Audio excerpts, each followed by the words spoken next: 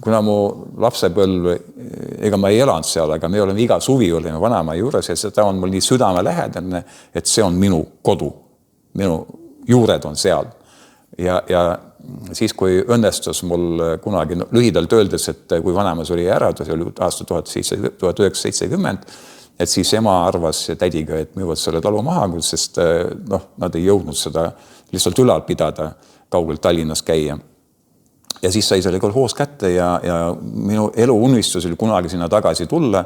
Ja siis, kui juhtus niimoodi, et see maja läks müüki, juhuslikult ma sain sellest teada ja jõudsin ta ära osta ja koos oma õdede vendadega, keda meid oli kunagi 7, siis me olime õnnelikud, me sinna sattusime tagasi, sest isegi selles saunas, mis on praegu on, seal sündis mu õde 1942. aastal ja me tulime oma juurde tagasi.